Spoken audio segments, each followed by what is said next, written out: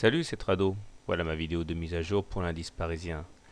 Séance très décevante, puisque je pensais qu'à la lumière de ce qui s'était passé hier, nous avions préservé le plus important, à savoir la moyenne mobile à 7 séances.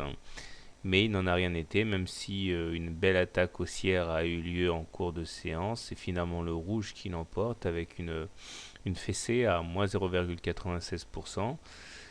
Ce qui me chagrine surtout, c'est que nous venons clôturer en dessous de la moyenne mobile à 7 séances, ce qui n'était pas arrivé depuis pas mal de temps.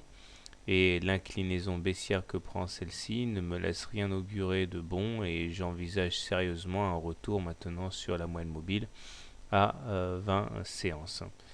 D'ailleurs, petite parenthèse pour préciser, pour ceux qui ne le savent pas, que je trade en direct et que je mets mes positions en temps réel dans la section commentaires du blog tout en bas. Et ça, je le fais tous les jours, enfin du moins dès que je prends une position.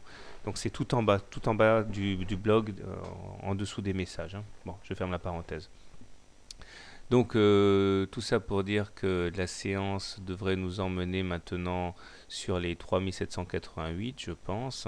Du moins ce serait la suite logique, ce qui nous permettrait de venir à la fois tester le support des 3790 qui correspond au plus bas du 20 octobre, également plus ou moins la moyenne mobile à 20 séances et le bas du canal rose. On a un noyau de support qui devrait être testé, je pense. Cela ne signifie nullement qu'il faille shorter le CAC, hein, du moins ce n'est pas ce que je ferai, mais qu'il peut s'agir en fait d'un point d'entrée intéressant pour ceux qui veulent entrer long.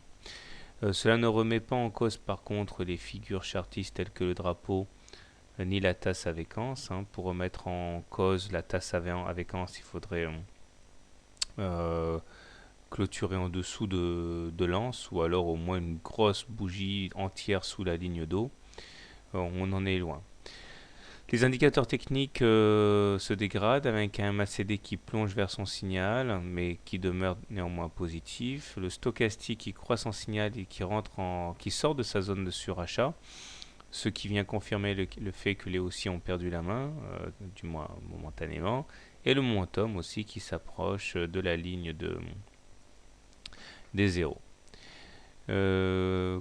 Pour mettre en perspective quand même tout ça, hein, n'oublions pas que nous sommes au-dessus de la moyenne mobile à 20 séances qui est haussière, ce qui signifie à mon sens que nous sommes toujours en tendance haussière.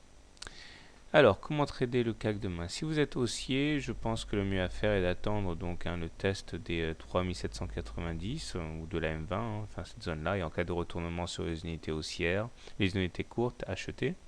Stop loss en cas de clôture sous les 3790, je dirais.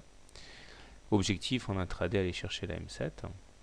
Si vous êtes baissier, à mon avis, le mieux à faire, c'est le trade de la M7, à savoir donc sur contact ou enfoncement de la M7, il faudrait shorter.